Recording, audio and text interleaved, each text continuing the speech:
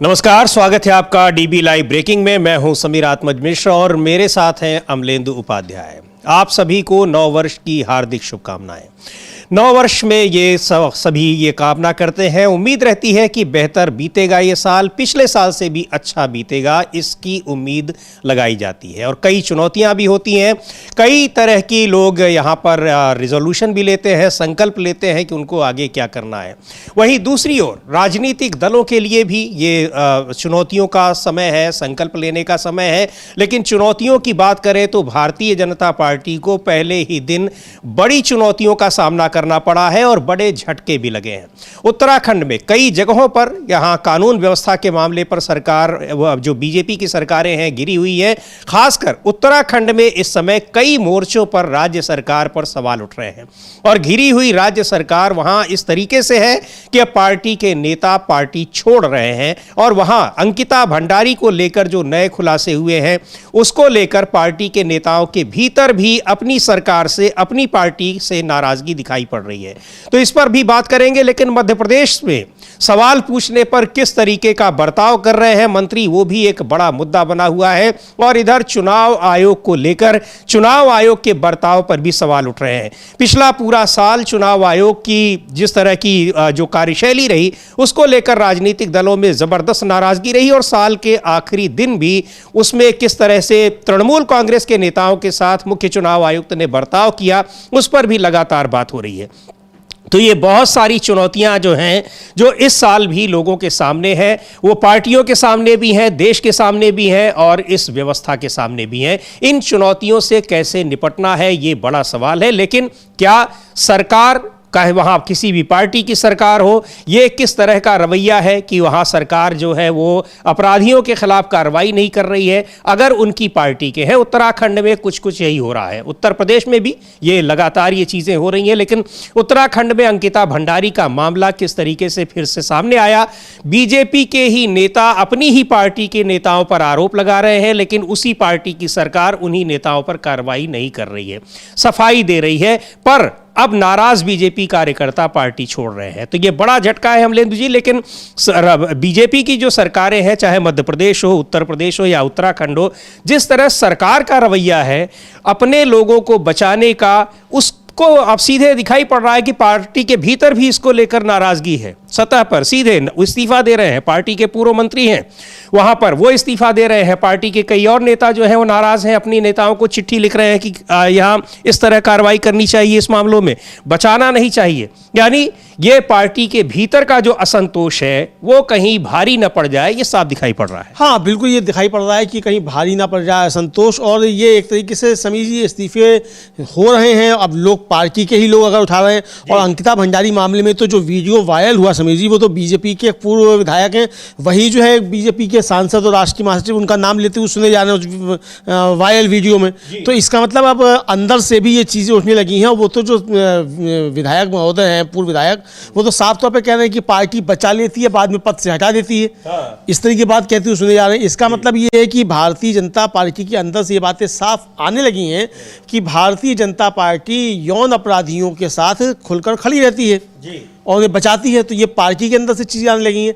आज भी जो उत्तराखंड से एक इस्तीफा आया है समीर जी, वो भी इसी अंकिता भंडारी मसले को लेकर बताया जा रहा है कि इसी को लेकर इस्तीफा आया है। दूसरी तरफ मोहन भागवत साहब जो है वो जाने क्या क्या ज्ञान इस समय जो है पेल रहे हैं, एक तरीके से देखा जाए तो उनके ऊपर भी सवाल उठ रहे हैं कि आप इतना ज़्यादा ज्ञान पेल रहे हैं तो अपने स्वयं सेवकों को ज्ञान क्यों नहीं देते?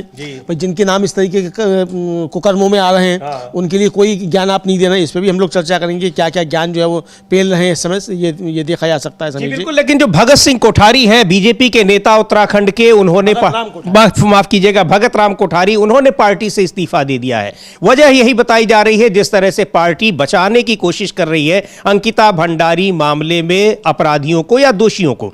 दूसरी ओर भाई बीजेपी की एक बड़ी नेता है, पूर्व कैबिनेट मंत्री हैं उत्तराखंड की विजया बड़थवाल, उन्होंने अंकिता भंडारी हत्याकांड की जांच सीबीआई से कराने की मांग की है। यानी वही मांग वो भी कर रही हैं जो विपक्ष कर रहा है। और किस किस तरीके से उन्होंने एक लंबा चौड़ा पत्र अपने जो नेतृत्व को लिखा है और उसमें मांग की है वहां पर प्रदेश अध्यक्ष को कि इसकी सीबीआई जांच कराई जानी चाहिए, क्योंकि इस मामले को लेकर पार्टी की छवि बहुत खराब हो रही है। हाँ बिल्कुल, ये उनका पत्र है, वो भी हम लोग दिखाएंगे पत्र जब होगा कि पार्टी की छवि खराब हो। इसका मतलब ये बीजेपी का आम कार्यकर्ता जो वो समझने लगा है कि पार्टी की छवि खराब हो रही है और किस तरीके से जो केंद्रीय नेतृत्व है और राज्य सरकारें हैं वो अपराधियों को बचा रही हैं और जनता में इसकी खमियाजा जो है आने वाले समय में लोगों को भुगतना पड़ेगा। फिर ज्ञानेश कुमार कितनी मदद करेंगे, चुनाव आयोग कितनी मदद करेगा, जनता का पूरी तरीके से ही खिलाफ हो जाएगी, तब तो फिर बड़ी दिक्कतें आ जाएंगी ना।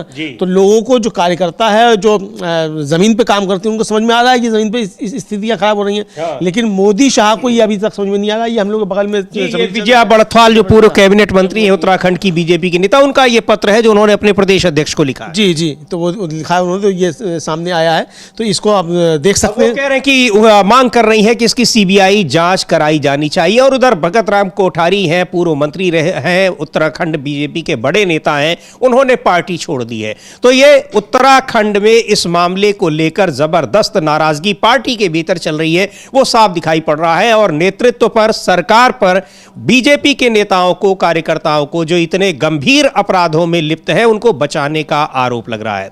दूसरी ओर उत्तराखंड सरकार एक और मुद्दे पर घिरी हुई नजर आ रही है। जिस तरह से उत्तर पूर्व के एक छात्र की वहां पर पीट कर जान ले ली गई, उसको मार दिया गया और उस पर भी सम्यक कार्रवाई नहीं हो रही है। और कांग्रेस पार्टी आरोप लगा रही है कि वहां भी दोषियों को बचाने का काम किया जा रहा है। उसको लेकर पूरे उत्तर पूर्व में नाराजगी है। कांग्रेस के सांसद हैं गौरव गोगोई, वहां कल एक शोक सभा आयोजित की गई, उसमें वो शामिल हुए।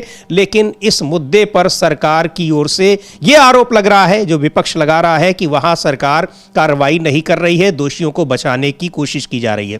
हालांकि और वहां इस घटना को भी एक अलग तरीके से पेश करने की कोशिश की जा रही है। लेकिन क्या कुछ हुआ है सुनते हैं गौरव गोगोई से। उत्तराखंड में जो वहां पर एंजल चकमा के साथ जो त्रिपुरा के रहने वाले थे, वहां पढ़ाई कर रहे थे कॉलेज में, और उनके साथ उनको पीटा गया, मारा गया, उसके बाद उनकी मृत्यु हो गई। सुनते हैं गौरव गोगोई को।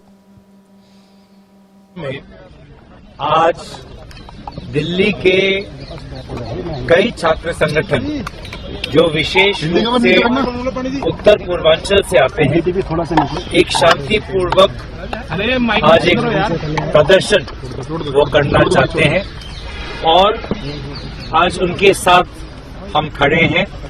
और इस मंच से हमने गुहार लगाई कि उत्तर पूर्वांचल एकत्रित है, उत्तर पूर्वांचल शक्तिशाली है, उत्तर पूर्वांचल सुंदर है, उत्तर पूर्वांचल सभ्य है। और हमारी मांग ये है कि एंजल चकमा जी को और उसके परिवार को न्याय मिले। और दूसरी हमारी मांग ये है कि जिस प्रकार से भारत में अगर किसी जाति के खिलाफ कोई अपमानजनक शब्द कहे तो सख्त से सख्त सजा national commission for scheduled caste के द्वारा कानूनी तरीके से उस अपराधी को मिलता है। उसी प्रकार से अगर उत्तर पूर्वांचल के युवक या युवती के प्रति कोई भी रेशियल गाली दिया जाए तो उसको भी उसी सख्त कानून से उस अपराधी को दंड मिलना चाहिए। जैसे कि अगर national commission for scheduled caste के खिलाफ जब शब्द कहे जाते देते हैं तो भारत सरकार इस पे एक संशोधन लाए और ये ऐसे शब्द चिन्हित कर ले जो विशेष रूप से उत्तर पूर्वांचल समाज के विपरीत के खिलाफ लगाए जाते हैं। और ऐसे शब्द कहने पर अपराधी को सख्त से सख्त सजा मिले, ये हमारी मांग है। तो ये वहां पर किस तरीके से ये मुद्दा एक बड़ा मुद्दा हो गया है पूरे उत्तर पूर्व में। वहां नॉर्थ ईस्ट के जो स्टेट्स हैं वहां इसको लेकर जबरदस्त नाराजगी है और गौरव गोगोई इस मुद्दे को उठा रहे हैं। और वहां पर भी जो उत्तर पूर्व के रहने वाले बहुत से उत्तराखंड में छात्र हैं जो पढ़ने आते हैं और यहाँ दिल्ली में भी इस जो घटना हुई है इसको लेकर नाराजगी है। चूंकि वो एंजल चकमा का परिवार वहां पर कई सारे आरोप लगा रहा है, वहां की किस तरीके से पीटा भी गया, उनकी बात सुनी भी नहीं गई और जब वहां पर उनकी जान चली जाती है एंजल चकमा की, उसके बाद कहीं जाकर पुलिस हरकत में आती है जब ये मामला राजनीतिक मुद्दा बन जाता है, तूल पकड़ने लगता है। तो ये अलग अलग राज्यों में किस तरीके से यहाँ दूसरे राज्यों को लेकर वहाँ के छात्रों के साथ, वहाँ के वर्कर्स के साथ, मजदूरों के साथ ये जो घटनाएं हो रही हैं उसको लेकर चिंता जताई जा रही है। लेकिन इधर अमलेंदु जी, एक और संघ प्रमुख का एक बयान आ गया है और कहा जा रहा है कि ये बयान जानबूझकर आया है ताकि ये जो एंजल चकमा का मुद्दा है इससे लोगों का ध्यान भटकाया जा सके। जी बिल्कुल, ये एंजल चकमा का मुद्दा जो है उससे ध्यान भटकाने के लिए, और एक तरीके से देखा जाए तो एंजल चकमा से ही जुड़ा हुआ मसला है। यानी वो एंजल चकमा का जो घटना हुई उसको जस्टिफाई करने की कोशिश एक तरीके से कर रहे हैं मोहन भागवत कि भाई आप अपने घर में मातृभाषा में बोलिए और जिस राज्य में आप रह रहे हैं उस राज्य की भाषा बोलिए, ये बताने की कोशिश कर रहे हैं। तो यानी आप समझिए कि वो जो महाराष्ट्र में होता है उत्तर भारतीयों के साथ उसको भी जायज़ ठहराने की कोशिश कर रहे हैं और एंजल चकमा का मसला है उसको भी जायज़ ठहराने की कोशिश कर रहे हैं। हम लोग सुन भी सकते हैं कि मोहन भागवत ने कहा क्या, उस पर भी प्रतिक्रियाएं आई हैं समीर जी, वो भी हम लोग सुनेंगे। जी बिल्कुल, और ये जो विजुअल्स आप देख रहे हैं, कल वहां पर शोक सभा आयोजित की गई उत्तराखंड में और वहां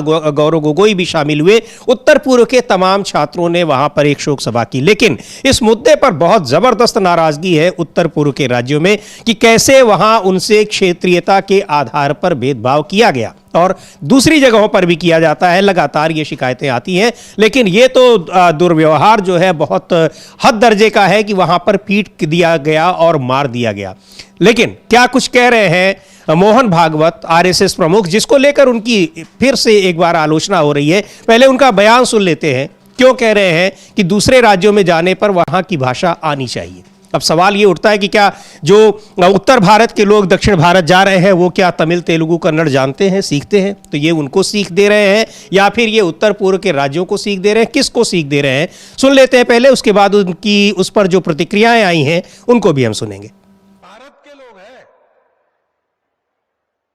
हम यूरोप अमेरिका के नहीं है, अरब मिडल ईस्ट के नहीं है, चीन जापान के नहीं है, ऑस्ट्रेलिया के नहीं है, हम भारत के लोग हैं। तो हमको कम से कम अपने घर के चौखट के अंदर भाषा अपनी बोलनी चाहिए। मेरी मातृभाषा में मैं बोलूंगा। अपने देश में अनेक भाषाएं हैं, सबको समझ में आए इसलिए कोई एक व्यवहार भाषा चाहिए, वो भी मैं सीख लूंगा। और जिस प्रांत में मैं रहता हूं वो अगर दूसरा प्रांत है तो वहां के लोगों की भाषा भी मैं सीख लूंगा, क्योंकि सारी भारत की भाषाएं अपनी राष्ट्र भाषाएं हैं, उनका मूल एक है, उनके शब्द अलग अलग हैं, उनमें भाव एक है। स्वभाषा का आग्रह रखना, अपना वेश पहनना, विदेशी वेश पहनना पड़ता है मजबूरन, ठीक है, घर के अंदर कम से कम कोई पर्व त्योहार घर में है और नई पीढ़ी के लोग धोती बांध नहीं सकते, ये ठीक है क्या? रोज नहीं पहनेंगे, ठीक है, समझ में आता है, लेकिन पूजा में बैठना धोती कैसे बांधना है, आना तो चाहिए। तो यहाँ भाषा सीखनी चाहिए। अभी वो किसको कह रहे हैं, क्या संकेत दे रहे हैं, लेकिन जो कुछ हुआ है उत्तराखंड में, वहाँ त्रिपुरा के छात्र के साथ, एंजल चकमा के साथ, उसको लेकर नाराजगी, और कहा जा रहा है कि ये बयान उससे या तो भटकाने के लिए या फिर किस वजह से दिया जा रहा है। लेकिन एक बार सुनते हैं क्या कह रहे हैं आरजेडी के सांसद मनोज झा इस पूरे प्रकरण में और मोहन भागवत ने जो कुछ कहा है उसे लेकर। दोनों में विरोधाभास हो नहीं, उनके इस व्यापक बयान के बाद सबसे पहले किसको मानना चाहिए? किसके पुरोधा हैं वो? कौन सी पॉलिटिकल पार्टी उनसे प्रेरणा लेती है? बीजेपी के मंत्रियों को देख लीजिए भागवत साहब। अभी आप ही के राज्य में आपके वो आपकी प्रेरणा पे चल रहे हैं, उत्तराखंड में त्रिपुरा के एक बच्चे की हत्या हो जाती है, मैंने कोई बयान नहीं सुना आपका।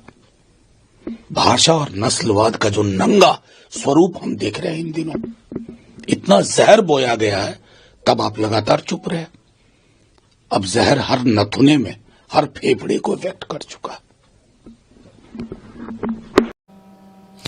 तो ये उस पर कह रहे हैं कि आखिर आप सीख किसको देख रहे हैं, वही जो बात हम लोगों ने की अमलेंदु जी, और सीख किसको दे रहे हैं, आखिर आप कह किसके लिए रहे हैं। जो पॉलिटिकल पार्टी आपके विचारों से पोषित होती है, जब वही आपकी बात नहीं सुन रहे हैं तो आप किसके लिए कह रहे हैं। भागवत जी बताएं कि मोदी जी का कितने फोटो देखे उन्होंने धोती पहने हुए।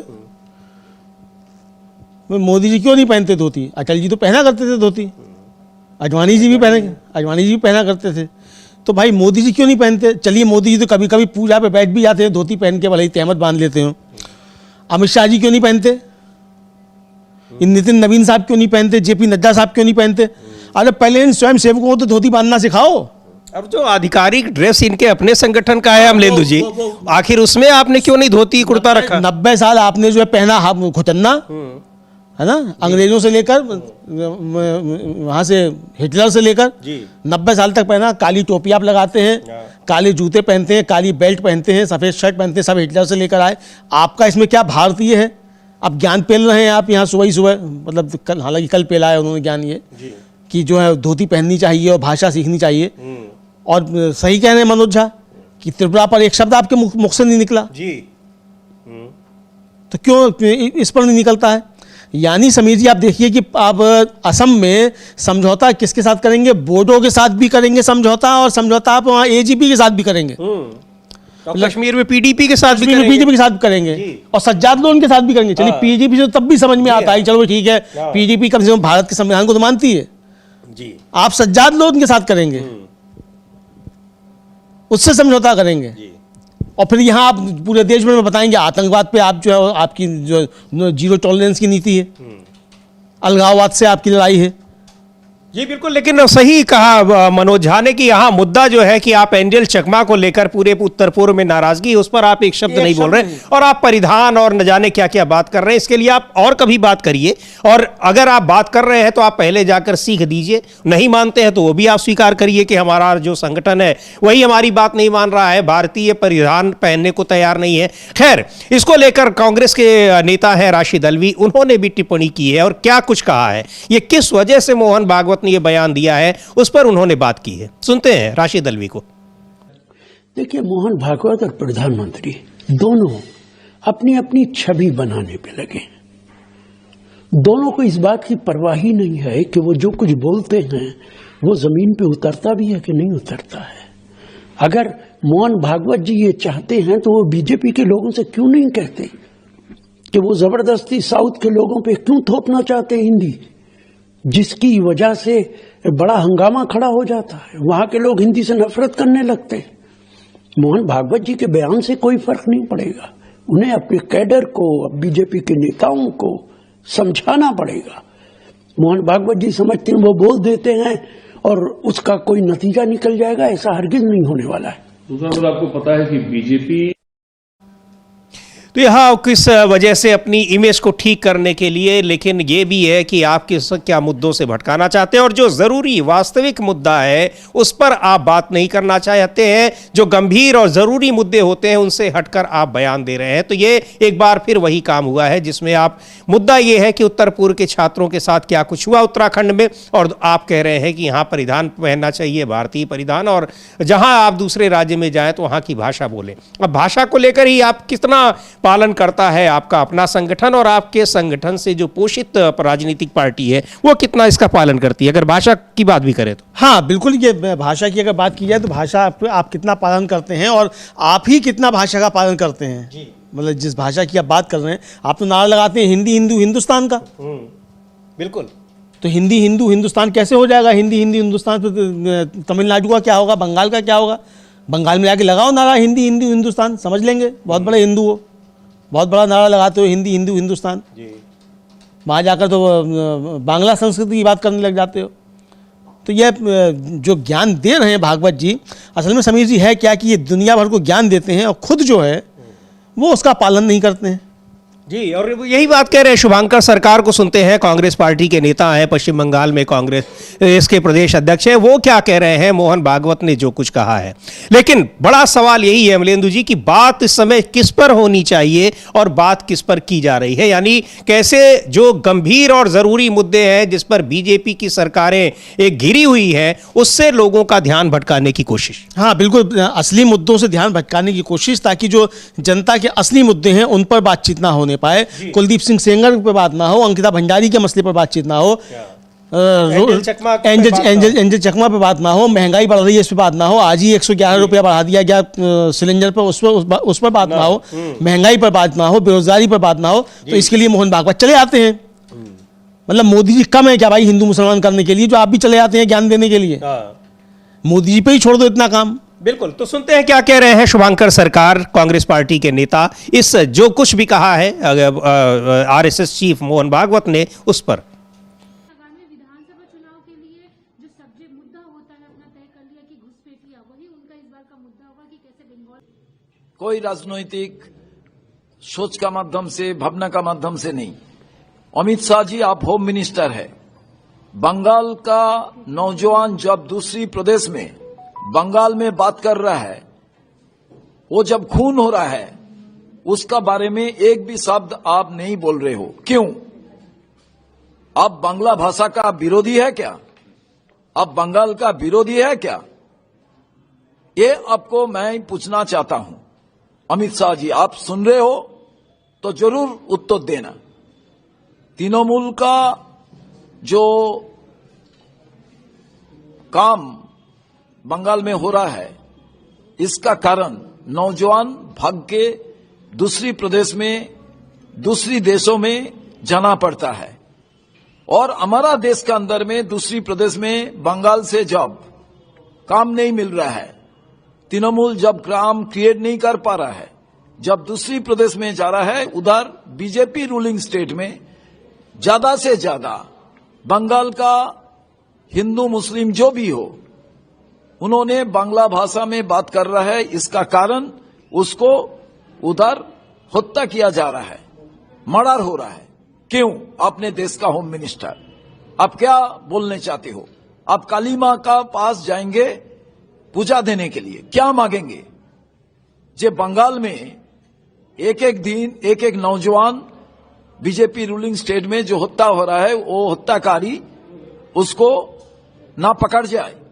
दीपू दास जो बांग्लादेश में हत्या हुआ है, हिंदू, उनका जो हत्याकारी है, जो उनको मर्डर किया है, उन्होंने भी आरो मर्डर करे, ये मांग करने के लिए जा रहे हैं क्या? होम मिनिस्टर, आपका क्या काम है? आपका काम चुनाव आयोग को देखने का? आपका पार्टी का चुनाव का जो बात है, 3 दिन रुक के आपने देश का होम मिनिस्टर, आपने जो काम कर रहे हो, आपका पार्टी का काम आप कर सकते हो, बट होम मिनिस्टर बनने का बाद बंगाल में आके एक भी शब्द आप नहीं बोल रहे हो। जुएल राणा जैसा हत्या हुआ, उसका बारे में आपका क्या प्रतिक्रिया है, जानना चाहता है बंगाल। आपने काली मां का पास जाके क्या बोलेंगे? जुएल का मां का जो मांग है, वो मांग पूरा कर पाएंगे?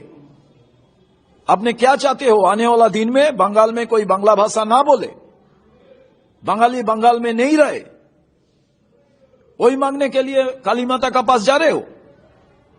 ये पूछना चाहता है बंगाल।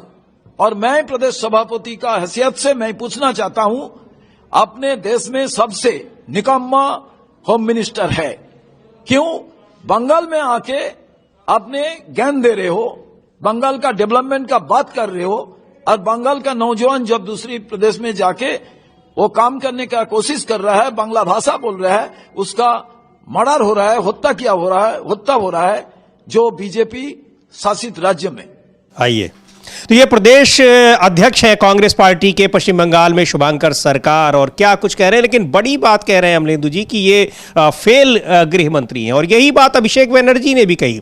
कल अभिषेक बनर्जी और उनका जो उनके पार्टी के और लोग थे, डेलीगेशन ने गया चुनाव आयोग मुलाकात करने। बहुत गंभीर आरोप उन्होंने लगाए कि मुख्य चुनाव आयुक्त किस तरह से बर्ताव करते हैं। लेकिन अभिषेक बनर्जी ने गृह मंत्री अमित शाह पर भी जबरदस्त हमला बोला है। क्योंकि अभी 2 दिन पहले गृह मंत्री अमित शाह वहां पर पश्चिम बंगाल कोलकाता में थे। कोलकाता में उन्होंने प्रेस कॉन्फ्रेंस की, लेकिन वहां किस तरह से जब उनसे सवाल पूछे गए अमलेंदु जी, तो कैसे वो भड़क गए। वहां जब उनसे पूछा गया कि 75 साल के बाद का वाला जो मार्गदर्शक मंडल में डालने का मुद्दा है, क्या ये प्रधानमंत्री मोदी पर भी लागू होता है, कभी होगा या नहीं, तो भड़क गए कि आप बंगाल की चिंता करिए। हाँ, भड़क गया। आज बंगाल की चिंता, इसलिए बंगाल की चिंता की जा रही है कि मोदी जी अगर रहेंगे तो बंगाल कैसे सफल होगा।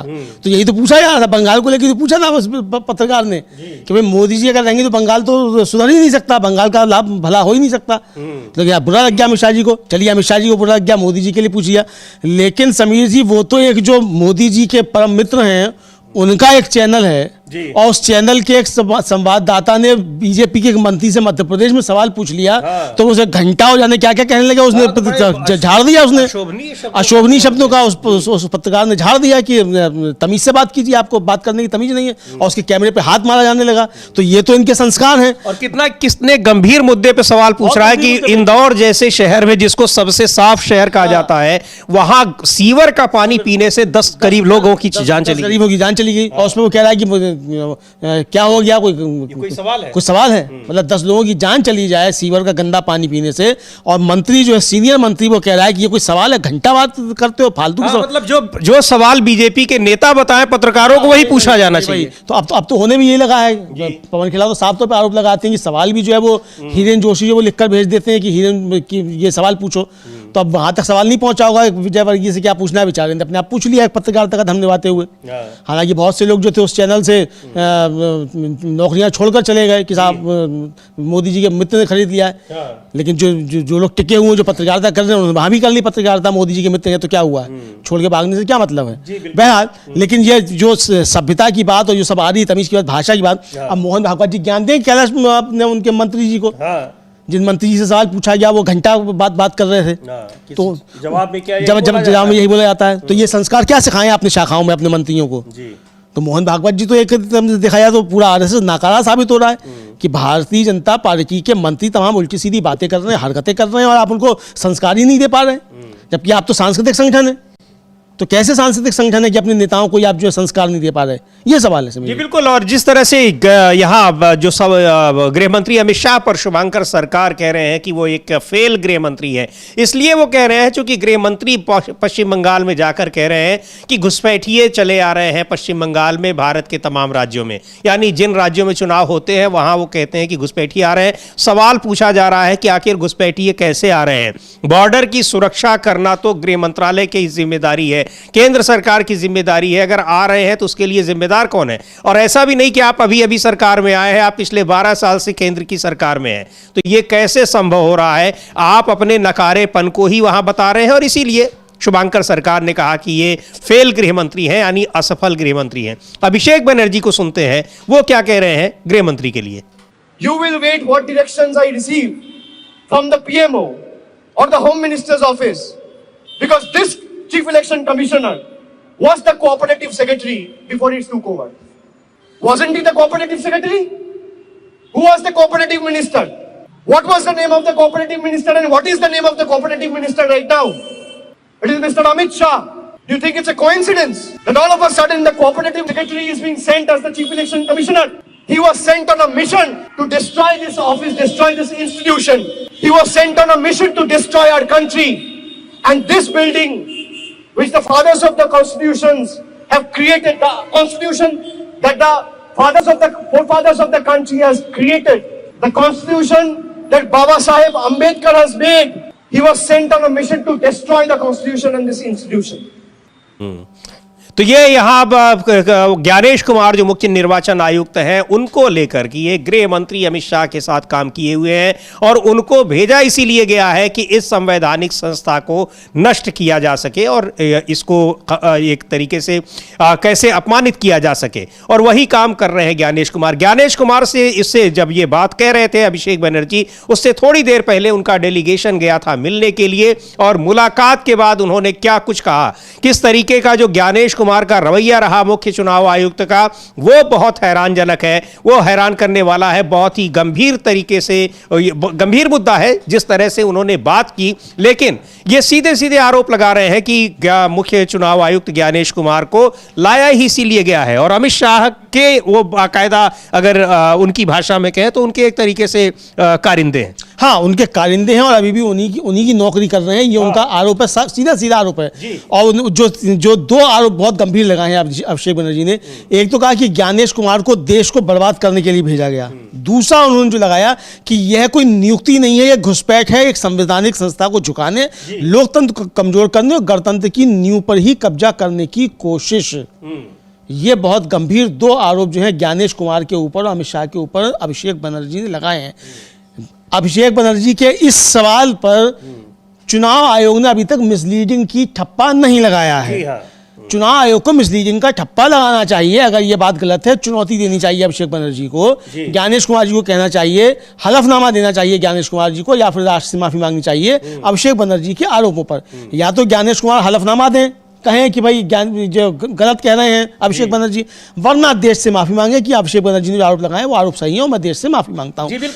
दो कामों में से एक काम करना पड़ेगा, तीसरा कोई विकल्प नहीं है ज्ञानेश कुमार जी। जी बिल्कुल। और क्या कुछ उस मुलाकात के दौरान क्या कहा, इसको भी सुनते हैं अभिषेक बनर्जी से, और वो बहुत ही एक गंभीर आरोप है अमलेंदु जी कि यहां आप ऐसे बात कर रहे हैं जैसे निर्वाचित सांसद और निर्वाचित जनप्रतिनिधि आपके नौकर हों। खुद अभिषेक बनर्जी यही बात कह रहे थे, सुनते हैं अभिषेक बनर्जी को। आज तृणमूल कांग्रेस की तरफ से 10 मेंबर ऑफ पार्लियामेंट और वेस्ट बंगाल गवर्नमेंट के senior cabinet minister, 10 members election commission के फुल बेंच के साथ चीफ इलेक्शन कमिश्नर और 2 इलेक्शन कमिश्नर, इनके साथ हमारा एक मीटिंग पहले से तय था। तो 8-10 मुद्दों पे आज बात हुआ है और 12 बजे की मीटिंग शुरू हुआ, अभी 2:45 बज रहे हैं, 2.5 घंटा मीटिंग चला है। 10 मुद्दे पे जो आज हम लोग बात किया है, पिछला बार जब हम लोग आए थे, हमारा पिछला 1 महीना पहले 28 नवंबर को एक 10 लोगों का डेलीगेशन आया था, उसमें 5 सवाल चुनाव आयोग से किया गया था, इलेक्शन कमीशन से किया गया था, जिसका पिछला बार एक भी सवाल का सटीक जवाब नहीं मिला। उसी दिन रात को कुछ पत्रकारों को सिलेक्टिवली लीक किया गया इलेक्शन कमीशन की तरफ से कि इलेक्शन कमीशन ने हर सवाल का जवाब दिया। उसके तुरंत बाद मैंने एक ट्वीट किया कि तृणमूल कांग्रेस के पास डिजिटल एविडेंस है और एक भी सवाल का एक भी जवाब इलेक्शन कमीशन पिछला बार नहीं दिया है। इस बार भी हम लोग 10-11 पॉइंट्स लेके आए थे और 2-3 पॉइंट छोड़ के कहीं कोई क्लैरिटी नहीं मिला है। मैं उनको एसआईआर पर सवाल पूछता हूं तो वो चले जाते हैं सिटीजनशिप पे। मैं उनको डिलीशन पे सवाल पूछता हूं तो वो चले जाता है इलेक्शन का फॉर्म 7 फिल करो। किसी का भी कोई कॉन्क्रीट जवाब, एक एक इशू जो हम लोग उठाए हैं मैं सारे पत्रकारों के सामने बताना चाहता हूं। पहला तो हमने जो लॉजिकल डिस्क्रिपेंसीज के केसेस हैं, 1 करोड़ 36 लाख केसेस, और उसके अलग अलग 5-6 कैटेगरी बनाया गया है कि कुछ केसेस में पिताजी के साथ जो वोटर है उसका 15 साल का डिफरेंस है, इसलिए डिस्क्रिपेंसी में डाला है।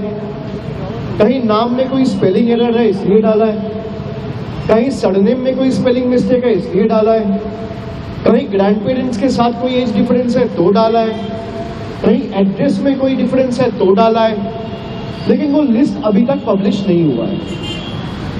कल रात को जब मैं दिल्ली आया तब मुझे पता चला कि AERO का जो लॉगिन है, ERO का नहीं, AERO, उस लॉगिन में पार्ट बाय पार्ट कुछ लॉजिकल डिस्क्रिपेंसीज के केसेस अपलोड किए गए, लेकिन उसमें भी जो ऐप के थ्रू अपलोड किया गया उस ऐप में भी बहुत सारे फ्लॉज हैं, जो आज मैंने मीटिंग में बताया। जैसे ही आप लॉजिकल डिस्क्रिपेंसीज के कोई केस में जाते हैं तो वहाँ जो मुलाकात के दौरान क्या कुछ हुआ, कोई किसी भी बात पर पहले भी सवाल पूछे गए थे, कोई उनका संतोषजनक जवाब नहीं दिया गया, और आज फिर से जब मुलाकात होती है उसके बाद 11 पॉइंट्स लेकर गए हैं जो अभिषेक बनर्जी बता रहे हैं, उनका कोई जवाब नहीं है। और कह रहे हैं अभिषेक बनर्जी कि हम पूछ कुछ रहे हैं तो बता कुछ रहे हैं। पूछ कुछ नहीं बता कुछ नहीं, और यही चलता रहता है, पूछो कुछ बताएंगे कुछ। ये एक नीति जो है वो रीति बन गई है बीजेपी की, समीर जी, कि पूछिए कुछ जवाब वो कुछ देंगे। तो आप पूछिए कुछ जवाब कुछ देंगे। गनीमत तो ये है कि कम से कम पिछले वालों की तरह घटिया शेर नहीं सुनाते हैं, हाथ ही पटकते हैं केवल मेज पर। अब हाथ पटकने के साथ साथ घटिया शेर भी सुनाने लग जाए ज्ञानेश कुमार, समझिए कितना झेलना मुश्किल हो जाएगा। तो ये बड़ा संकट है। बहरहाल कुल मिला के मुझे लगता है समीर जी कि जब से चुनाव आयोग बना है तब से आज तक पहले मुख्य चुनाव आयुक्त हैं ज्ञानेश कुमार जी, जिनके ऊपर सीधे सीधे नाम लेकर इतने ज़्यादा गंभीर आरोप लग रहे हैं। और ये गंभीर आरोप पहले तो राहुल गांधी और प्रियंका गांधी ने लगाए, नाम लेकर बाकायदा। बिहार में प्रियंका गांधी ने नारे लगवाए इनके मुर्दाबाद के, और क्या चोर वोट चोर हैं, ये सब नारे लगवाए। अब अभिषेक बनर्जी को भी हमने सुन लिया, वो भी कह रहे हैं देश को बर्बाद करने के लिए भेजा गया है। आम आदमी पार्टी की प्रवक्ता है प्रियंका कक्कड़, वो कह रही हैं कि नए साल में उम्मीद करनी चाहिए ज्ञानेश कुमार बीजेपी के लिए काम करना बंद कर देंगे। तो इतने खुले आरोप समीर जी पूरे विपक्ष की तरफ से, इंडिया गठबंधन में जो लोग हैं उनकी तरफ से भी, और जो इंडिया गठबंधन में नहीं है उनकी तरफ से भी, सब जो है वो ज्ञानेश कुमार को व्यक्तिगत रूप से टारगेट करके कर रहे हैं। इसका मतलब ज्ञानेश कुमार कहीं ना कहीं ज़्यादा गड़बड़ कर रहे हैं, वरना फिर यही कहा जाएगा, वरना ज्ञानेश कुमार जी हलफनामा देकर कहें कि ये आरोप गलत हैं या देश से माफी मांगे। तीसरा विकल्प नहीं है ज्ञानेश कुमार जी। बिल्कुल, सुनते हैं क्या कहा है आम आदमी पार्टी की प्रवक्ता प्रियंका कक्कड़ ने इस निर्वाचन आयोग के लिए। क्या उन्होंने उम्मीद जताई है कि 2026 में क्या बदलाव हो तब ठीक रहेगा। बीजेपी के साथ जोड़ा। सबसे पहले तो सभी देशवासियों को नए साल की हार्दिक शुभकामनाएं। आपका ये साल मंगलमय हो। मैं उम्मीद करूंगी कि इस साल इलेक्शन कमीशन भी थोड़ी रीढ़ की हड्डी डेवलप करेगा और भाजपा की अलायंस पार्टनर की तरह काम करना बंद कर देगा। हमने देखा कि कैसे बिहार में इन्होंने एक प्रक्रिया, SIR की प्रक्रिया के द्वारा 80 लाख वोटर काट दिया। बताया जा रहा है कि 70 लाख वोटर गुजरात में काटा जा चुका है। ऐसी ही चिंता हमने आम आदमी पार्टी ने दिल्ली में आंकड़ों सहित जताई थी कि किस तरह भाजपा ने वोटरों को काटा। सिमिलरली हमने देखा कि उत्तर प्रदेश में भी ये प्रक्रिया चल रही है और खबर आ रही है कि 1 करोड़ से ज्यादा वोटरों को काट दिया गया है। तो भाजपा की इलेक्शन कमीशन से ये सवाल है कि कुछ तो आंकड़ा पेश करे कि अब तक कितने इलीगल इमिग्रेंट्स को इन्होंने आइडेंटिफाई किया। ये सिर्फ डिटेक्ट और डिलीट विपक्षी पार्टियों के वोटर्स को कर रहे हैं। आज तक एक भी इन्होंने इस पूरी प्रक्रिया में किसी को डिपोर्ट नहीं किया है। भाजपा ने इस देश में सिर्फ नफरती राजनीति फैलाने का काम किया है। अगर वो पंजाब जाते हैं तो वहां पर वो हमारे वोटर्स को या पंजाब के लोगों को खालिस्तानी बुलाते हैं। अगर वो बंगाल जाते हैं तो वहां पर उनको बांग्लादेशी रोहिंग्या बुलाते हैं।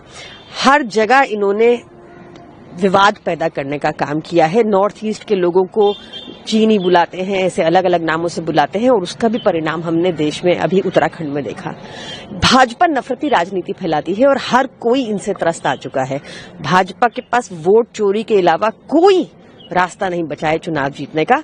मुझे लगता है कि जनता इनकी सारी चालाकियां समझ रही है और आज तक कोई जवाबदेही नहीं है। आपने देखा कि कैसे ब्राजीलियन मॉडल जो फाइनल लिस्ट में उनका नाम था, बहुत सारे एपिक नंबर थे, आज तक कोई जवाबदेही नहीं। अभिषेक बनर्जी ने भी सवाल खड़े किए, उन्होंने अपने राज्यों में, कांग्रेस कई अन्य राज्यों में ये साबित करने में असफल रही या कर नहीं पाई कि कैसे वोट चोरी हो रही है। दिल्ली का भी उन्होंने जिक्र किया था जो आप बता रही हैं। देखिए, हमने तो प्रमाण सहित अरविंद केजरीवाल जी ने इलेक्शन कमीशन जाके प्रमाण सहित रखा कि कैसे उनकी अपनी विधानसभा में 42,000 वोट्स काटे गए। कि हमने प्रमाण रखा कि कैसे भाजपा के अपने कार्यकर्ता इलेक्शन कमीशन को 11,000 वोटर काटने की एप्लीकेशन देते हैं और इलेक्शन कमीशन उस पर प्रक्रिया शुरू भी कर देता है बिना इस जानकारी को सार्वजनिक किए। आज जवाबदेही सेट करना बहुत जरूरी है। जैसा मैंने कहा कि अभी तक कोई जवाबदेही नहीं आई कि कैसे ब्राजीलियन मॉडल के इतने सारे एपिक नंबर थे फाइनल लिस्ट में बिहार की। भाजपा भाग चुकी है कि उसको ग्राउंड पर बिल्कुल लोग पसंद नहीं कर रहे और बार बार ये तो यहाँ इलेक्शन कमीशन के ऊपर बहुत से सवाल, लेकिन बहुत महत्वपूर्ण बात कही कि उम्मीद है कि शायद 2026 में यानी नए साल में उसमें सुधार आएगा। और क्या सुधार आएगा, जिस सुधार की ये कामना की जा रही है वो अपने आप में बड़ा गंभीर है कि चुनाव आयोग बीजेपी की बी टीम के रूप में काम नहीं करेगा। हाँ, ये मतलब ये इस तरीके के आरोप जैसे मैंने पहले भी कहा समीर जी कि पहले कभी नहीं लगे थे। और अब एक संवैधानिक संस्था जिसके ऊपर लोकतंत्र का जो महत्वपूर्ण चीज़ है चुनाव, उसको स्वतंत्र निष्पक्ष पारदर्शी कराने की जिम्मेदारी है, उसके प्रमुख के ऊपर, उस पूरी संस्था के ऊपर अगर इस तरीके के आरोप लगने लगे तो ये लोकतंत्र के लिए घातक है। और भारत का लोकतंत्र सिर्फ भारत को प्रभावित नहीं करता समीर जी, पूरी दुनिया में जहाँ जहाँ लोकतांत्रिक व्यवस्थाएं हैं उनको भी प्रभावित करता है। तो भारत के लोकतंत्र के ऊपर अगर इस तरीके के सवालिया निशान लगने लग जाएंगे तो पूरी दुनिया में लोकतांत्रिक पद्धति पर प्रश्न चिन्ह लगना शुरू हो जाएंगे। तो ये इसलिए बहुत ज़्यादा गंभीर है। मोदी जी और शाह जी जिनके ऊपर आरोप है कि ये उनके जरिए चुनाव आयोग से काम कराया जा रहा है, अपने राजनीतिक स्वार्थों के लिए संवैधानिक संस्थाओं का शरण रोकें अगर विपक्ष के आरोप सही हैं समीर जी। बिल्कुल, और इसको लेकर लगा पूरा का पूरा विपक्ष बार बार ये सवाल कर रहा है। कहा भी अभिषेक बनर्जी ने कि हमने पहले भी इनका ये तमाम शिकायतें की थी और कल जब गए उसके बाद भी हमने कहा, लेकिन कोई जवाब नहीं। सवाल हमने कुछ पूछा है कि SIR पे क्या हो रहा है तो वो नागरिकता की बात कर रहे हैं, यानी पूछ कुछ रहे हैं, हमको स्पष्टीकरण किसी और मुद्दे पे चाहते हैं और जवाब उसका कुछ और दिया जा रहा है, यानी पूरी तरह से उसको मुद्दे को टालने की कोशिश है। हन्नान मोल्ला है, CPM के नेता हैं, बड़े वरिष्ठ नेता हैं, कई बार के सांसद हैं। उन्होंने क्या कुछ कहा है इसमें, जो कुछ चुनाव आयोग जो भूमिका है और चुनाव आयोग पर जो आरोप लग रहे हैं कि वो बीजेपी के साथ मिलकर बीजेपी के लिए काम कर रहा है, उस पर क्या कह रहे हैं, सुनते हैं। Election Commission's behavior, the new Election Commission's behavior is beyond the democratic periphery. From the day one, he is behaving like a dictator as his boss. Earlier delegations were not properly replied. When India delegations met him, he did not reply proper thing, and he thinks whatever he like he will do because the Vishwaguru is behind him, and because of this state power behind him, he is also trying to dilute his own power. It has a very dignified post, very dignified duty they have given, constitutional duty. But he is forgetting that. And to serve the master, he is diluting his own power, own dignity, one constitutional duty. And that is happening. This behavior is, he is behaving like a dictator with different section of the delegation he met. But I think people will not tolerate it.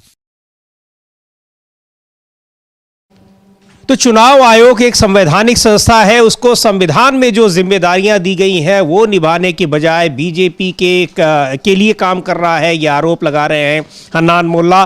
पूरा विपक्ष ये लगातार ये आरोप लगा रहा है और कल जब तृणमूल कांग्रेस के नेता मिलकर आए हैं उसके बाद भी, लेकिन चुनाव आयोग पर इन सारी बातों का कोई फर्क नहीं पड़ रहा है कि वो उससे सवाल क्या पूछे जाते हैं, वो जवाब क्या देता है और यहाँ किस तरीके से पूरी की पूरी जो चुनावी प्रक्रिया है उसको कैसे वो प्रभावित कर रहा है। इस पर विपक्ष की बातों का कोई संज्ञान नहीं ले रहा है। लेकिन सबसे जो गंभीर बात है अमलेंदु जी की, बात करने का तरीका, कैसे बिहेवियर, उसका व्यवहार किस तरह से है विपक्षी नेताओं के साथ, ये बड़ा हैरान करने वाला है। हाँ, विपक्षी नेताओं के साथ चुनाव आयोग का व्यवहार और पत्रकारों के साथ बीजेपी के मंत्रियों का व्यवहार, दोनों इस समय जेरे बहस हैं, दोनों इस समय चर्चा में है, दोनों खूब सुर्खियां बटोर रहे हैं। ज्ञानेश कुमार जी खूब हाथ पटक पटक कर बात करते हैं और मिलने के लिए जाओ तो सवालों के जवाब नहीं देते, पता नहीं अंदर धमकाते हैं, क्या करते हैं हमें तो पता नहीं।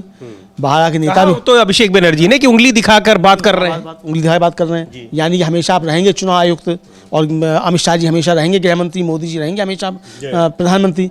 अरे संभल के रहो भैया, ऊपर वाले की लाठी में बड़ी आवाज़, मतलब आवाज़ नहीं होती है, बड़ी ताकत होती है, ये समझ में नहीं आता है। लेकिन चूंकि जो बैठ गया कुर्सी पे उसे लगता है अब तो हम उतरेंगे ही नहीं, सारे इंतजाम हमने कर ही लिए हैं, SIR के जरिए अब कभी उतरेंगे ही नहीं मोदी जी कुर्सी से, तो ये समझ में आ गया शायद ज्ञानेश कुमार जी को। लेकिन ऐसा होता नहीं है समीर जी।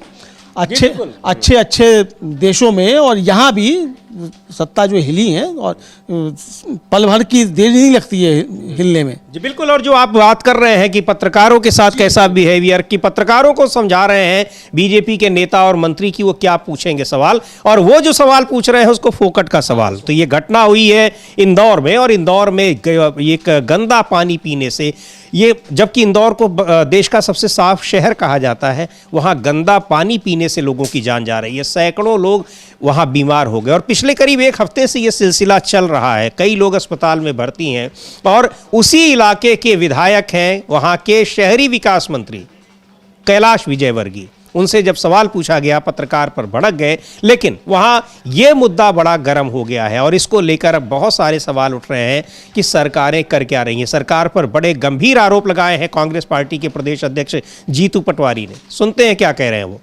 इंदौर शहर ने मध्य प्रदेश में भारतीय जनता पार्टी को लगातार सांसद दिया, लगातार 9 विधायक दिए, नगर निगम दी, पर इंदौर को उन्होंने पानी में जहर दिया। अभी सवाल उठते हैं कि 13 मौतें हो गई और भारतीय जनता पार्टी के हमारे अपने मुख्यमंत्री ये बोलते हैं कि 4 मौतें हुई। मतलब मौतों को छुपाना क्या एक मुख्यमंत्री का दायित्व ये था? अरे आपकी हत्यारी सरकार है जिसने अभी 25 बच्चों की को सिरप में हत्या कर दी। आपकी हत्यारी सरकार ने एम्बाई में चूहों से बच्चों को नुचवा दिया और अभी ये 13 लोगों की मौत जहर दे के, पानी में जहर दे के कर दी। और आप इस हत्यारी बात को छुपाने के बजाय सही तरीके से निर्णय क्यों नहीं लेना चाहते? आपका मंत्री पत्रकार जब सवाल करता है तो उनको गालियां देता है। उस मंत्री को हटाना चाहिए, नहीं हटाना चाहिए? उनका इस्तीफा लेना चाहिए, नहीं लेना चाहिए? अरे रीढ़ की हड्डी कहाँ गई आपकी मुख्यमंत्री जी? आप क्यों नहीं पनिशमेंट देना चाहते उन अधिकारियों को जिनके कारण उन पर मुकदमा दर्ज करो, हत्या, गैर इरादतन हत्या का मुकदमा दर्ज करो महापौर इंदौर पे, गैर इरादतन हत्या, किसी की तो जवाबदेही दो। क्यों नहीं देना चाहते आप? और सबसे बड़ी बात है, आप प्रभारी मंत्री हो इंदौर के, आप एक स्वतंत्र प्रभारी मंत्री दो जो छोटी छोटी चीजों पे ध्यान दे। अपने पास कब्जा क्यों रखना चाहते हो? तो ये लगातार भारतीय जनता पार्टी की हठधर्मिता, अहंकार के कारण ये मौतें हो रही है। मैं मानता हूं हमने एक कमेटी गठित की है, 2 नगरीय प्रशासन मंत्री के नेतृत्व में पूरी जांच हो रही है।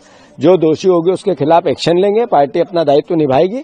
पर हम आस करते हैं कि जिन मौतों को मौत हुई उनको 1-1 करोड़ का मुआवजा मिले, मुख्यमंत्री पनिशमेंट दे, उन लोगों को एफआईआर दर्ज करे जिनके कारण ये घटना घटी, और मंत्री का इस्तीफा लें, गालीबाज जो गाली देते हैं। तो ये बहुत गंभीर आरोप लगाए हैं और वहां पर किस तरीके से जान जा रही है और मृतकों के नंबर छिपाए जा रहे हैं अमलेंदु जी। और उसी इलाके के वो विधायक हैं जहां पर ये घटना हुई है भगीरथपुरा में, इंदौर के भगीरथपुरा में, और वहां और मंत्री भी हैं। बावजूद इसके वो किस तरह से, और सबसे गंभीर बात तो ये कि जब सवाल पूछा जा रहा है तो वो फिर उसके साथ गाली गलौज कर रहे हैं, जो जीतू पटवारी भी कह रहे हैं, और वीडियो वायरल हो रहा है। वो वीडियो काफी वायरल हो रहा है और तो जिस चैनल का वो है उस चैनल ने भी उसको पोस्ट किया है। जी हाँ। उस चैनल ने भी पोस्ट किया कि जब सवाल पूछा तो गाली गलौज पे मंत्री जी थे वो उतर आए। हाँ। उस चैनल ने भी किया है। बड़ी हिम्मत वाली बात है, मोदी जी के मित्र का चैनल बताया जाता है वो उस चैनल का। तो ये मतलब आप देखिए हिम्मत कितनी बढ़ रही है कि मालूम है कि मोदी जी के मित्र का चैनल है जी। और उस चैनल का संवाददाता जो आपसे सवाल पूछा आप उसको भी धमकी दे रहे हैं। इतनी हिम्मत बढ़ी हुई है, आप ये समझिए। मतलब मोदी जी को भी कुछ नहीं समझ रहे हैं मंत्री जी जो हैं। हालांकि उन मंत्री जी का भी हम सुनेंगे क्या बयान है, क्योंकि बात एक पक्षी नहीं होनी चाहिए। जब है उनका भी पक्ष तो उनका भी पक्ष सुना जाएगा। लेकिन ये महत्वपूर्ण सवाल है कि आप उनका पक्ष सुना जाएगा। उन्होंने खेद भी जताया है अमलेंदु जी, लेकिन ये जो है कि वहां मृतकों का एक तो इतनी बड़े पैमाने, इतनी बड़ी घटना हो रही है और आप मृतकों की संख्या भी छिपा रहे हैं ताकि आपको मुआवजा न देना पड़े। ये मतलब कितनी अमानवीय बात है। बिल्कुल अमानवीय बात है। और अक्सर क्या मतलब समझिए हर घटना में इस तरीके का होता है। हमने कुंभ के मामले में देखा। जी हाँ। मतलब शाम तक जो है उत्तर प्रदेश की सरकार ने मानकारी नहीं दिया कि कोई वहां हताहत भी हुआ है, जबकि प्रधानमंत्री और राष्ट्रपति जो है श्रद्धांजलि अर्पित कर चुके सुबह ही। रात को जाकर जो कहा बताया गया, और जो रात में समीर की संख्या थी वो आज तक संख्या वही है। रात में भी 30 बताई गई, आज तक भी 30 है। ऐसा कौन सी दुर्घटना होती है समीर जी कि रात में अगर 30 लोग हैं तो सुबह जाकर वो 31 या 32 या 50 ना हो जाए, वो 30 के 30 ही रहे। तो ये बड़ा संकट है। तो ये तमाम जगहों पर इस तरह की घटनाएं देखने को मिली हैं कि जहां ये आंकड़े छुपाए जाते हैं और इसको लेकर सवाल लगातार उठते रहते हैं। जी बिल्कुल, और सुन लेते हैं क्या कह रहे हैं कैलाश विजयवर्गीय इसके बारे में, वो क्या बता रहे हैं। लेकिन जीतू पटवारी जो कह रहे हैं कि कम से कम वहां 13 लोगों की जान गई है। तमाम मीडिया में भी ये खबरें आ रही हैं कि 10 कम से कम 10-12 अलग अलग संख्याएं आ रही हैं, लेकिन वहां जिस तरह से सैकड़ों लोग बीमार हुए हैं, जान गई है, तो निश्चित तौर पर ये एक बड़ी घटना है, ये समझा जाए। बहरहाल सुनते हैं कैलाश विजयवर्गीय को भी क्या कह रहे हैं उस घटना के बारे में और जो कुछ उन्होंने किया है पत्रकार के साथ दुर्व्यवहार उसके बारे में।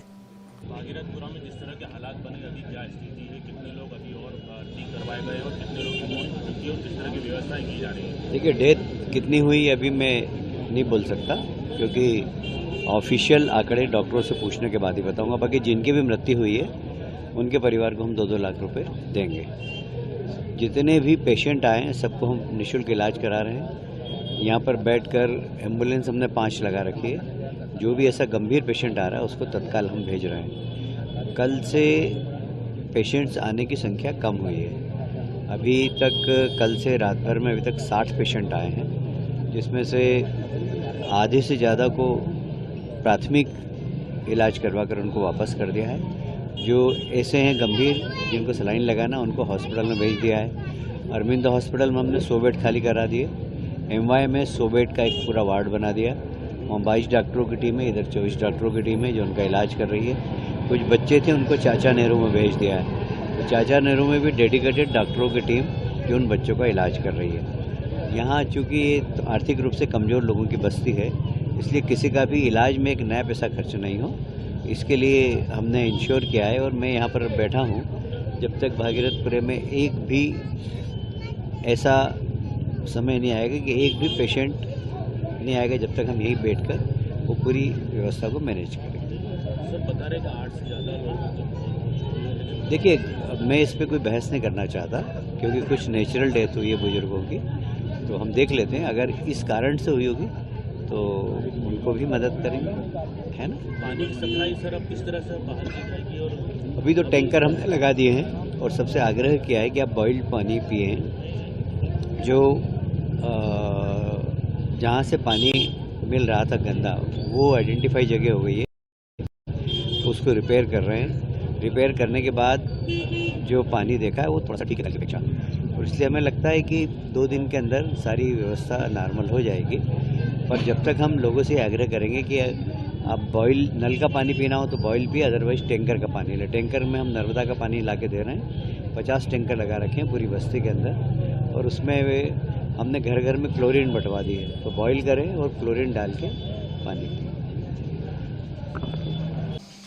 तो ये वहाँ शहरी विकास मंत्री हैं और इंदौर शहर के ही वो विधायक हैं और इंदौर के मेयर भी रह चुके हैं कैलाश विजयवर्गीय, और उन्हीं के शहर में गंदा पानी नगर निगम जो सप्लाई करता है वो वहाँ पर कैसे उस सप्लाई में सीवर का पानी जा रहा है, उस पानी को पीकर लोगों की जान जा रही है, सैकड़ों लोग बीमार हैं। लेकिन मंत्री जी को अभी तक ये कंफर्म नहीं हुआ है कि कितने लोगों की जान गई। हाँ, ऐसे ही मंत्री होने चाहिए जिनको जानकारी ना हो कि हो क्या रहा है उनके विभाग में और उनके राज्य में क्या हो रहा है, तो ऐसे होने चाहिए। यही जो है वो दायित्वहीन सरकार जो कहा जाता है समीर जी, वो यही है।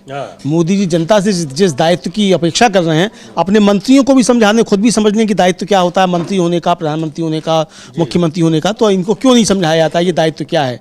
आपको मालूम ही नहीं कि क्या घटना हुई, फिर आप बता रहे हैं साहब वो तो बुजुर्ग लोग थे, वो नेचुरल डेथ उनकी हुई। तो कुंभ में भी नेचुरल डेथ हो गई होगी फिर, इसीलिए 30 का आंकड़ा 30 का ही रहा। फिर वहाँ भी बुजुर्ग जो है वो नेचुरल डेथ में चले गए होंगे। यही हो सकता है फिर, और क्या, जब इस तरीके की आप बात कर रहे हैं। लेकिन समीर जी, ये जो मामला है इस तरीके से बिल्कुल साफ तौर पर दिखाई पड़ रहा है।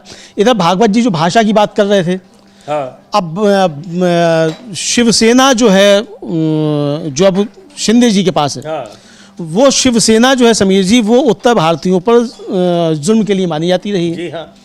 उसकी प्रवक्ता है शाइना एनसी, वो भागवत जी की भाषा की बात का समर्थन कर रही हैं और कह रही हैं कि मराठी यहाँ सीखनी पड़ेगी। अब भागवत जी पहले मतलब क्या आप भी अब जो हमारे डंडे पड़वाएंगे उत्तर भारतीयों पे बम्बई में, क्या ये तैयारी हो रही है? भागवत जी अगर ये तैयारी कर रहे हैं तो खुलकर बोले में, उत्तर भारतीय फिर बाकी और संजय राउत आरोप लगा रहे हैं कि यहाँ गैर मराठी को मेयर बनाने की षड्यंत्र कर रहे हैं। ये कर रहे हैं। तो यानी आप एक तरफ मराठी के नाम पे उलझा दें, मराठी भाषा के नाम पे, और गैर मराठी को आप वहाँ मेयर बना दें। हम दोनों को सुनेंगे समीर जी, शाइना एनसी को भी सुनेंगे और संजय राउत को भी सुनेंगे। बिल्कुल, सुनते हैं पहले शाइना एनसी क्या कह रही है मोहन भागवत के बयान पर। यानी अब वहाँ महाराष्ट्र में एक जो जाए तो मराठी सीखे, यही बात कह रहे हैं मोहन भागवत भी। हालांकि ये बयान वो किस संदर्भ में कह रहे हैं वो एक अलग मुद्दा है, जिसको लेकर कहा मनोज झा ने कि यहाँ मामला कुछ और है और बयान कुछ और आ रहे हैं। आखिर आप उत्तर पूर्व के त्रिपुरा के छात्र की जिसकी जान ली गई उत्तराखंड में, उस पर आप क्यों नहीं बोल रहे हैं? लेकिन उस पर नहीं बोलेंगे, पर जिस पर उन्होंने बोला है उसको लेकर भी प्रतिक्रियाएं आ रही हैं। तो सुनते हैं एकनाथ शिंदे के गुट वाली जो शिवसेना है उसकी प्रवक्ता शाइना एनसी क्या कह रही हैं। भाषा लोगों को जोड़ती है। आदरणीय सरसंघ चालक जी मोहन जी भागवत ने ये महत्वपूर्ण इशू पे कहा कि जब लोग अपने मदर टंग और अलग अलग डायलेक्ट्स बात करते हैं तो अलग अलग लैंग्वेजेस पूरे देश भर में होते हैं, लेकिन हमें ये भी समझना चाहिए कि लैंग्वेज लोगों को डिवाइड नहीं करती है, जोड़ती है और एक प्रायोरिटी है कम्युनिकेशन को लेके। तो हमारा मानना है कि महाराष्ट्र में रहते हुए आपको मराठी जरूर सीखना चाहिए, बोलना चाहिए, क्योंकि ये है आपका होम, आपका घर।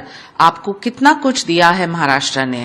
साथ साथ हिंदी सीखना, बोलना, ये एक राष्ट्र प्रेम के लिए भी जरूरी है और उसमें आप आपके मदर टंग या होम डायलेक्ट्स भी बोल सकते हैं। लेकिन ये समझ लीजिए कि इंग्लिश के पास वो वर्ड्स, वो शब्द नहीं है जो कैप्चर कर सकती है ज्ञानेश्वर जी के सोच विचार। तो please focus on languages, encourage it, so we have our Sanskriti Sabhyata barkarar, but we also unite people through regional languages. तो खैर अंग्रेजी में शब्द नहीं है, लेकिन इनके इतना बोलने के बाद जब शब्द कम हो गए तो अंग्रेजी में आ गई। हाँ, मतलब मुझे लगता है खुशवंत सिंह ने कहा था एक बार कि जब भारतीय जो गुस्से में होता है तो अंग्रेजी बोलने लगता है। हाँ। तो शाइना एनसी के पास जब हिंदी में और मराठी में शब्द खत्म हो गए तो अंग्रेजी पे आ गई और बता रही थी अंग्रेजी में शब्द नहीं है। अरे भाई, तो इतने ज्यादा भाषा विज्ञानी मत बनो ना, जब नहीं आता कुछ तो जरूरी है बताना कि हमें कुछ नहीं आता। लेकिन जो कह रहे हैं संजय राउत अमले जी, वो कह रहे हैं कि यहाँ बात कर रहे हैं मराठी की भाषाओं की कि आप जहाँ जाएं वहाँ की भाषा आपको आनी चाहिए, और मुंबई में जो मेयर के लिए वो लगे हुए हैं कि गैर मराठी बने, गैर मराठी को बनाने का षड्यंत्र कर रहे हैं। तो सुनते हैं संजय राउत को क्या कुछ कह रहे हैं। देखिए, सबसे पहले मैं कहूँगा कि भारतीय जनता पार्टी मुंबई में यहाँ के भूमिपुत्रों का यानी मराठी लोगों का मेयर नहीं बनाना चाहती है। कृपा शंकर के माध्यम से वो यहाँ माहौल बिगाड़ना चाहते हैं। कृपा शंकर हिंदी भाषिक लोगों का नेता नहीं है। उत्तर प्रदेश में कृपा शंकर जी का लोगों ने पराभव किया है, लगता है जौनपुर में, उनके खुद के स्टेट में। और अब मुंबई में आकर उत्तर भारतीयों की वोट की राजनीति अगर ये करते हैं तो भारतीय जनता पार्टी यहाँ मराठी और गैर मराठी का विवाद करना चाहती है। हमें नहीं चाहती। यहाँ के हिंदी भाषिक शिवसेना को हमेशा समर्थन देते आए हैं, यहाँ के गुजराती भाषिक भी हमको समर्थन देते आए हैं। लेकिन जब उसने देखा कि पूरा मराठा एक हो गया है, पूरा मराठी मानुस एक हो गया है, तो ये मराठी गैर मराठी ये विवाद शुरू कर दिया।